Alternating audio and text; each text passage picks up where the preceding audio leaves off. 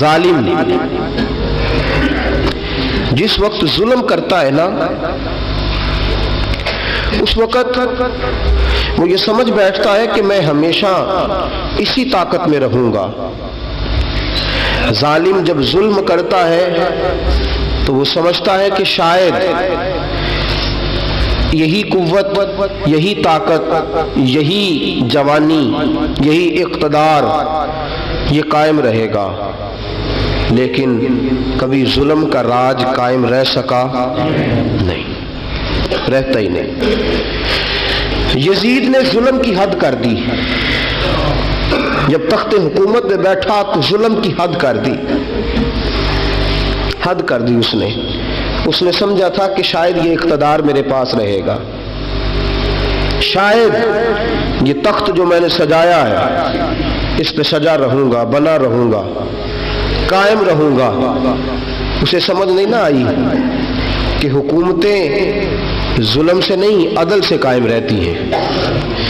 میرے عمر فاروق رضی اللہ تعالیٰ عنہ کی حکومت عدل سے قائم تھی تو 12 سال قائم رہی، 12 سال قائم رہی، اور عمر چلے گئے، عدل کرتے کرتے چلے گئے۔ میں اگلے جمعے بیان کروں گا حضرت عمر کے بارے میں۔ جناب عمر چلے گئے، عدل کرتے کرتے دنیا سے رخصت ہو گئے، لیکن مدینے کی گلی سے بھی جا کے پوچھو گے تو عمر کے عدل کی گواہی دے گی۔ مدینے کی گلی اور مٹی بھی کہے گی کہ عمر عادل تھا۔ یزید نے ظلم کیا نا، پورے 4.5 سال رہا، لیکن اس کا خیال تھا کہ میں جمع رہوں گا، بنا رہوں گا، رہ سکا نہیں، رہ سکا، کیونکہ اللہ غافل ہے، اللہ کو پتہ ہے۔ اور ایک اور بات بھی، ایک اور جملہ بھی کہنے لگا ہوں، اسے بھی یاد رکھیے گا، ظالموں کو مددگار بھی مل جاتے ہیں، ظالموں کو مددگار بھی مل جاتے ہیں، بلکہ ظالموں کے مددگار زیادہ ہوتے ہیں، بدی جلدی پھیلتی ہے، گناہ جلدی پھیلتا ہے، ظالموں کے مددگار زیادہ ہوتے ہیں۔ یزید کو مددگار ملے، ابن سعد ملا، ابن زیاد ملا، شمر ملا، خولی بن یزید ملا، بڑے اسے مددگار ملے جو کہتے تھے کہ بالکل کوئی خطرہ ہی نہیں، دنیا تو ترستی ہے تیری دید کو، اور سب خیر ہے، ہر جگہ امن ہی امن ہے۔ یزید جب ظلم کر رہا تھا تو سمجھتا تھا مجھے کوئی نہیں پوچھے گا، کوئی میرے قریب نہیں آئے گا، لیکن یارو اس تک دنیا کا کوئی بندہ تو نہیں پہنچ سکا، لیکن اللہ کا قہر تو پہنچ گیا نا، اللہ کے انصاف کا ہاتھ تو پہنچ گیا نا، رب تو ہے نا دیکھنے والا۔ عبید اللہ ابن زیاد کے دربار میں جب سیدنا امام حسین کا کٹا ہوا سر پہنچا نا، اس نے ایک چھڑی پکڑی، اور چھڑی پکڑ کے نا تو امام حسین کے لبوں پہ مارنے لگا، کہنے لگا تجھے کہا تھا نا بات مان جا، کٹا ہوا سر تشت میں رکھا ہے، تجھے کہا تھا نا بات مان جا۔ راوی کہتا ہے عبید اللہ ابن زیاد نے چھڑی ماری اور اس نے بے ادبی کی، کہنے لگا تو تھا ہی اس قسم کا، تیرا یہی حال ہونا چاہیے تھا معاذ اللہ۔ حضرت بریدہ اسلمی حضور کے صحابی دربار میں موجود تھے، فرمایا ابن زیاد تو برا ہے، تیرا باپ برا ہے، چھڑی پیچھے کر۔ کئی بار میں نے ان لبوں کو مصطفیٰ کو بوسے دیکھے ہوئے دیکھا ہے، پیچھے کر، پیچھے کر، ہٹا لے۔ راوی کہتے ہیں کہ 1 2 3 4 5 6 سال گزر گئے، وہی کوفے کا دربار، وہی محل، وہی تخت اور وہی تشت جس میں امام حسین کا سر رکھ کے لایا گیا تھا۔ 6 سال کے بعد مختار ثقفی حکمران بن گیا۔ مختار ثقفی نے کہا کہ میں چن چن کے ماروں گا وہ بندے جنہوں نے امام حسین کو قتل کیا تھا۔ 1 نہیں 2 نہیں 4 نہیں 6000 بندہ مارا اس نے، چن چن کے۔ راوی کہتے ہیں کہ یہ ابن زیاد 30,000 فوج لے کے نہر فرات کے کنارے میدان کربلا کے سامنے آیا اور اس نے جہاد کیا۔ مختار ثقفی نے ابراہیم بن مالک کو بھیجا، فرمایا جاؤ قتل کر کے لاؤ۔ لڑائی شروع ہو گئی، یکم محرم کو ہوئی تو پھر بند ہو گئی، پھر 5 کو شروع ہو گئی، پھر 7 کو شروع ہو گئی، 10 محرم کا دن آ گیا 6 سال کے بعد، وہی ظہر کا وقت آ گیا، وہی عبید اللہ ابن زیاد جس نے امام حسین رضی اللہ تعالیٰ عنہ کو قتل کروایا تھا، وہ گرا ہوا ہے اور زمین پہ گرا ہے، اس کی گردن پہ ابراہیم بن مالک نے پیر رکھا اور اس کی گردن کو کاٹ کے تشت میں رکھا، اور تشت میں رکھ کے جب اس نے کوفہ بھیجا، وہی تخت جس پہ عبید اللہ ابن زیاد نے بیٹھ کے امام حسین کے مبارک لبوں پہ چھڑی ماری تھی، اسی تشت پہ رکھ کے جب اسی عبید اللہ ابن زیاد کا سر سامنے رکھا تو کوفے کے اس دارالخلافہ کے ایک کونے سے ایک بابا بولا اور بول کے کہنے لگا، لوگوں گواہ رہنا میرا رب بڑا عادل ہے، گواہ رہنا اللہ بڑا عادل ہے۔ چیختا ہے، کونے سے پکارتا، کہتا لوگوں عدل ہو گیا، انصاف ہو گیا، عدل ہو گیا، انصاف۔ دیکھو دیکھو، جب حسین کا سار آیا تھا، ابن زیاد نے گستاخی کی تھی تو کونے سے آوازیں نکلنے لگی تھی کہ زیاد برا ہے، حسین اچھا ہے۔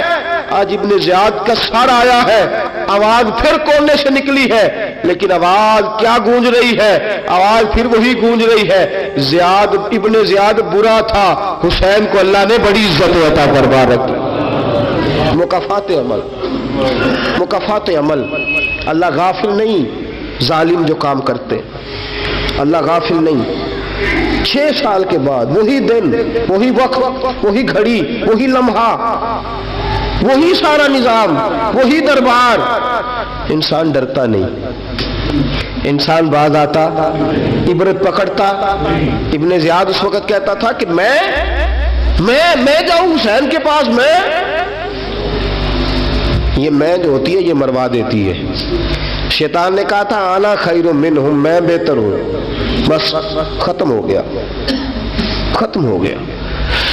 ابن زیاد قتل ہوا، وہی تاریخ، وہی زمانہ، اللہ کریم نے اس کو ذلت کی موت دی، مرا، اور 30,000 فوج لے کے نکلا تھا، پھر بھی بچ سکا نہیں۔ یہ ابن زیاد کا حال ہوا۔ ابن سعد صحابی کا بیٹا تھا، نبی پاک علیہ السلام کے پیارے صحابی کا بیٹا تھا، جناب سعد بن ابی وقاص کی اولاد تھی، لیکن یاد رکھنا اگر ایک صحابی کا بیٹا یزید بن سکتا ہے تو دوسرے کا ابن سعد بھی بن سکتا ہے۔ اور صرف یوں ہی توجہ نہ کیا کرو، ابو جہل کا بیٹا بھی تو صحابی رسول بن گیا تھا نا، یخرج الحی من المیت ویخرج المیت من الحی، رب فرماتے میں زندوں سے مردے اور مردوں سے زندے نکال دیا کرتا ہوں۔ میں کبھی کبھی کعبے کے اندر بت بھی رکھوا دیتا ہوں، گھر میرا اور میرے ہی شریک اس گھر کے اندر راج کرتے رہتے، میری بے نیازی ہے، کچھ کا کچھ کر دیتا ہوں۔ ابن سعد مختار حکمران بنا تو مختار ثقفی نے ابن سعد کے بیٹے حفص کو بلایا،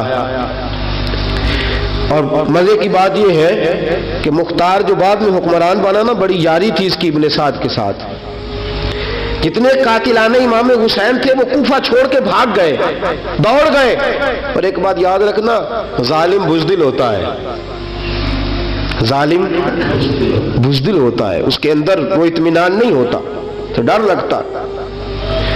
بھاگ گئے سارے کوفہ چھوڑ کے، لیکن ابن سعد نے کہا مختار میرا یار ہے، مجھے کچھ نہیں کہے گا۔ اس کے گھر والوں نے سمجھایا کہ تو دوڑ جا، تیرا تو ظلم بھی بہت زیادہ ہے، دوڑ جا تو۔ اس نے کہا نہیں میرا یار ہے، مجھے کچھ نہیں کہے گا۔ اس نے کہا تو نبی پاک کے نواسوں کا نہیں بنا تو تیرا یار تیرا بنے گا، تو رسول پاک علیہ السلام کے خاندان کا نہیں بنا، ان کا تو نے احترام نہیں کیا، یاری کا۔ اس نے کہا نہیں مجھے کچھ نہیں کہنے والا، تم چھوڑو اس بات کو۔ حفص کو پیغام بھیجا، بیٹا آیا، مختار نے کہا تیرا باپ کدھر ہے؟ اس نے کہا جی ابا جی اب باہر نہیں نکلتے، بس گھر کے کونے میں بیٹھ کے اللہ اللہ کرتے ہیں۔ اس نے کہا اچھا کیا کرتے ہیں؟ کہا جی گوشہ نشین ہو گئے۔ اس نے کہا اب تیرا باپ گوشہ نشین ہوا ہے؟ اب گوشہ نشین ہوا ہے؟ بھیڑیے سے لومڑی نے کہا کہ جاؤ شکار کر لو، تو بھیڑیا کہنے لگا بوڑھا ہو گیا تھا نا، بھیڑیا کہنے لگا نہیں میں نیک ہو گیا ہوں، میں نے شکار کرنا چھوڑ دیا ہے۔ میں کسی جانور کو تنگ نہیں کرتا. تو لومڑی کہنے لگی نہیں بادشاہ سچی بات کر, اب تجھ سے دوڑا ہی نہیں جاتا, اب شکار پکڑا جاتا, اب تجھ سے دوڑا نہیں جاتا پکڑا, اب تیرے اندر آج بھی طاقت آئے تو کم کرے نہ, تو اب بھی چھوڑنے والا, اب تجھ سے دوڑا نہیں جاتا. ملا رومی فرماتے ہیں بوڑھا ہو کے تو بھیڑیا بھی نیک ہو جاتا ہے. کہاں کہ جاؤ تمہیں بلا رہا ہے. کہا نہیں جی میرے ابا جی نا آپ اندر رہ کے اللہ اللہ کرتے. اس نے کہا اسے اللہ اللہ یاد آئی ہے, اب اللہ اللہ یاد آئی ہے, کچھ گناہ ایسے ہیں جو رب معاف نہیں کرے گا. فرمایا وہ جتنی مرضی نمازیں پڑھے, جتنے مرضی روزے رکھے, جتنی مرضی نفل پڑھے, سارا کچھ کر لے, لیکن اللہ کبھی حسین کے گستاخ کو معاف نہیں کرے گا, کبھی نہیں معاف کرے گا. اس لیے کہ جو حسین کا بے ادب ہے وہ دراصل رسول پاک کا بے ادب ہے. اللہ اسے معاف کرے گا. اس ظالم میں اس نے ظلم کیا. ابھی 6 سال ہی تو گزرے تھے, 6 سال ہوئے صرف. ابن سعد بھیجا بیٹے کو, کہا جا اب اپنے باپ کو جا کے کہا تجھے مختار بلاتا ہے, بات سنے آ کے. ڈر گیا. میں نے کہا ظالم بزدل ہوتا ہے. کہنے لگا اس سے جا کے کہو میں نہیں آ سکتا, بیمار ہوں. اس نے کہا چلو وہ نہیں آ سکتا تو ہم تو جا سکتے ہیں نا, ہم تو جائیں گے نا. ابن سعد نے بھیجے 10-12 بندے, فرمایا جاؤ زندہ نہ لے کے آنا میرے پاس, میرے پاس زندہ نہ لے کے آنا. گئے, بیٹے کو حفص کو گرفتار کر کے کھڑا کر دیا, اور جناب یہ جو ابن سعد تھا اس کو بھیجا, کہا جب تم اس تک پہنچو نا تو جا کے گردن مارنا اس کی, اور مجھے اس کی وجود نہیں دیکھنا, صرف کٹا ہوا سر دیکھنا ہے. گئے, جا کے اس کو پکارا, کہا مختار نے بھیجا ہے مارنے کے لیے. کہنے لگے مختار مجھے نہیں مار سکتا, میرا یار ہے. ابن سعد کہتا ہے مختار مجھے مار سکتا, میرا یار ہے. ان فوجیوں میں سے ایک فوجی کہنے لگا اگر تو محمد کے نواسے کو مار سکتا ہے تو تجھے بھی تیرا یار مار سکتا ہے صلی اللہ علیہ. اگر تو رسول پاک صلی اللہ تعالی علیہ وسلم کے نواسے کو قتل کر سکتا ہے, تو نے نبی کا حیا نہیں کیا, وہ یاری کا حیا کیوں کرے؟ تو نے ظلم کیا ہے, اب دیکھ تیرا حال کیا ہوتا ہے. گرفتار کر لیا, منتیں کرتا رہا. تاریخ ابن سعد کو بتا رہی تھی کہ ابن سعد تو ہاتھ باندھتا ہے, پاؤں پکڑتا ہے, ذرا یاد کر میدان کربلا, میدان کربلا تجھے اپنی باری آئی ہے تو ہاتھ باندھتا ہے. میدان کربلا یاد کر, حسین نے بھائی کی بھی لاش اٹھائی تھی, حسین نے جوان بیٹے کی میت بھی اٹھائی تھی, 6 مہینے کا علی اصغر بھی اس کی گود میں دم توڑ گیا تھا. اس کی بیٹیاں پیچھے تھی, بہن پیچھے تھی, بھانجیاں پیچھے تھی, بھتیجیاں پیچھے تھی, لیکن حسین نے ایک بار بھی ہاتھ نہیں باندھے. یہ کون ہے اٹا ہوا, غبار سے پھٹا ہوا, ہزاروں کوفیوں کے درمیان وہ اکیلا ہی ڈٹا ہوا. یہ بال یقین حسین ہے, نبی کا نور عین ہے. فرمایا یہ وہ میدان کربلا بھی یاد کرنا. تو ظالم تھا نا, معافیاں مانگ رہا ہے. حسین رسول پاک کے نواسے تھے, ایک بار بھی معافی طلب. دیکھ منظر یاد کر, ابن سعد کا ایک ہی بار میں سر قلم کیا, ایک ہی بار میں. امام حسین پہ تو پہلے 82 زخم لگے تھے تلوار کے, 82 زخم تلوار کے, نیزوں کے, اور کئی نیزوں کی انیاں امام حسین کے وجود میں ٹوٹ گئی تھی. امام حسین رضی اللہ تعالیٰ عنہ پہلے ڈٹے رہے, جمے رہے, بڑی دیر کے بعد پہلے ہی بار میں گر گیا. ابن سعد کا کٹا ہوا سر پہنچا تو بیٹا کھڑا تھا. مختار سقفی نے کہا کہ تیرا باپ میں نے مار دیا ہے. کہنے لگا کوئی مزہ نہیں رہا زندگی میں. اس نے کہا چلو ٹھیک ہے تمہیں بھی مار دیتے ہیں. پھر مزہ نہیں رہا تو مار دیتے.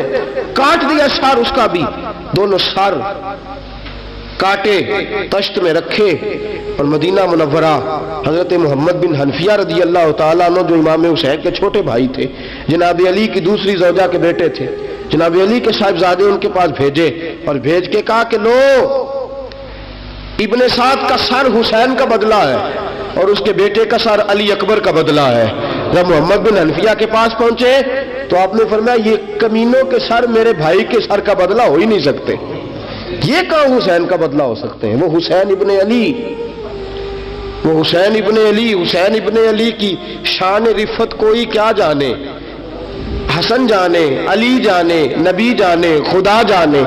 وہ حسین ابن علی کہ باپ جنہ دا ہر میدان اندر لڑدا رہا سی کل ایمان بن کے، ماں جنہ دی سجدۃ النساء ہوئے تے نانا عرش تے جاوے مہمان بن کے۔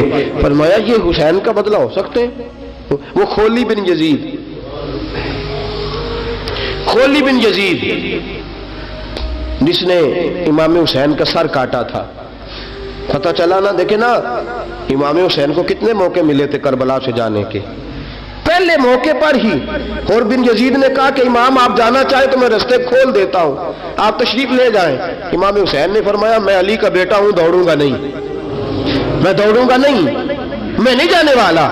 خولی بن یزید دوڑ گیا، کوفہ چھوڑ کے دوڑ گیا اور کسی دور دراز علاقے میں جا کے ڈیرا لگا لیا۔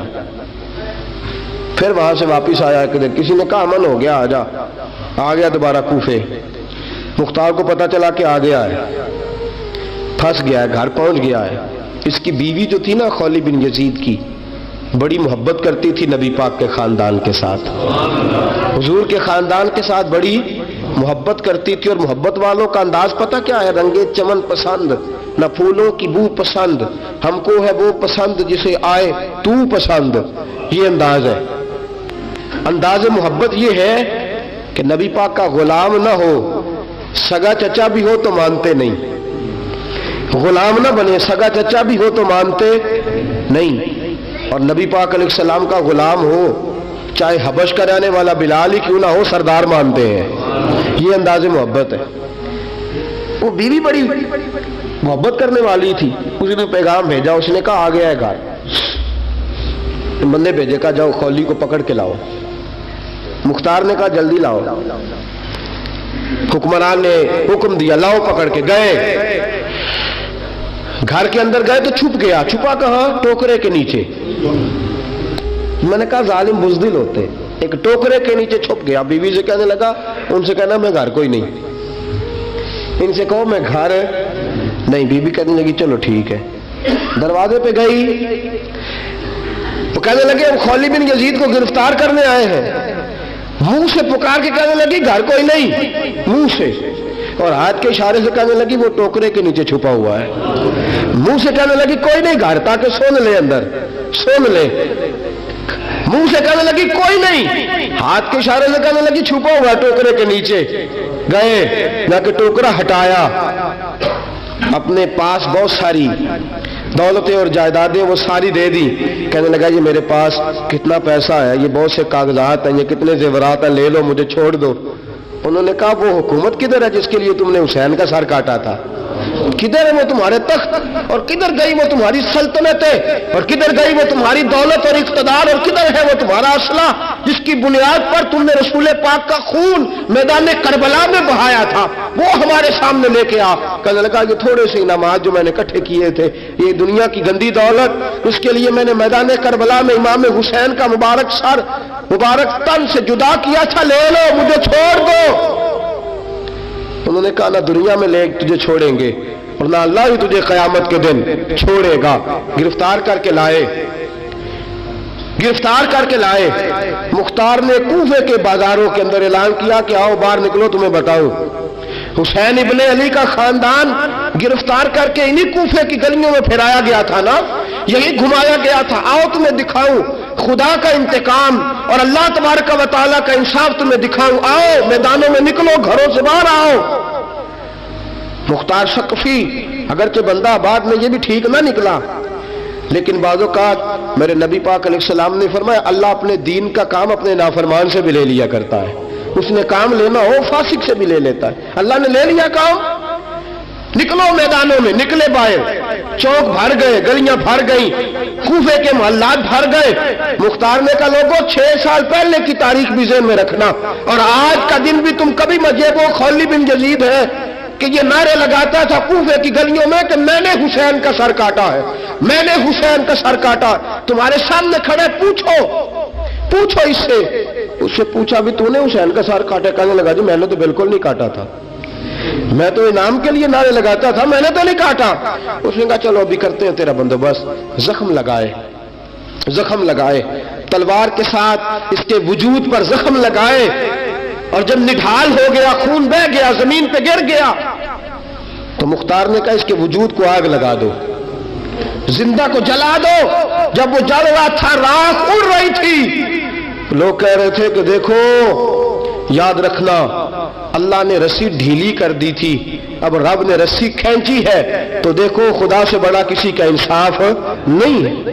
کس انداز میں امام حسین کے قاتل کو شمر ذل جوشن، میں نے کہا تھا 10 محرم کے دن جب مختار کے لوگ اس کے پیچھے بھاگے تو مدینہ منورہ تک گیا، حضرت امام زین العابدین سے بھی ملا، انہوں نے پانی بھی پلایا، کہنے لگا امام صاحب لگتا ہے آپ نے مجھے پہچانا نہیں۔ فرمایا میرا سارا گھر اجاڑ دیا، میں تجھے بھول سکتا ہوں؟ کہا پھر پانی کیوں پلایا ہے؟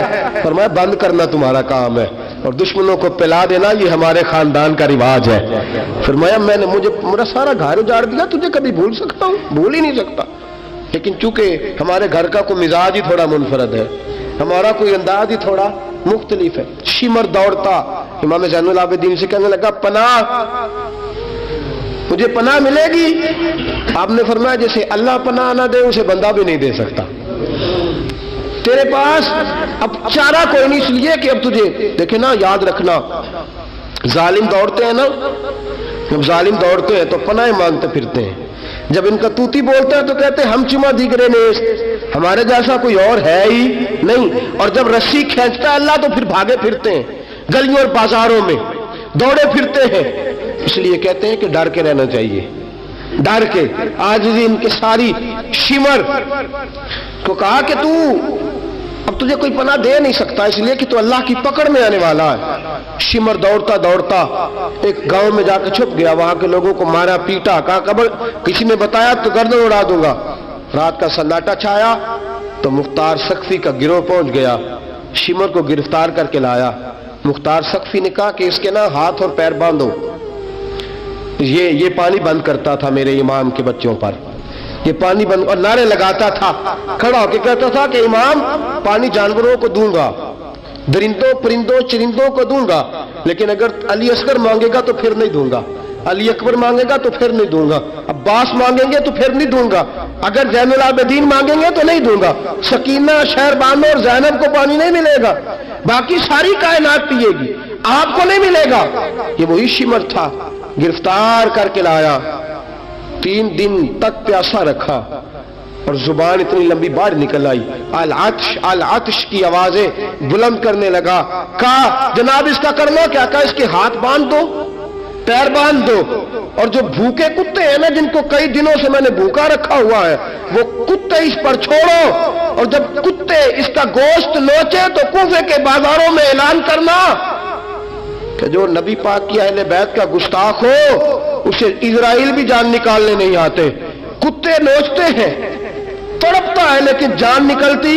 کہا آؤ دیکھو آ کے یہ ہے میت کسی بے ادب کی، منہ دکھانے کے قابل نہیں ہے، ان کے دشمن پہ لعنت خدا کی، رحم پانے کے قابل نہیں ہے۔ فرمایا دیکھو جان بھی نہیں نکل رہی۔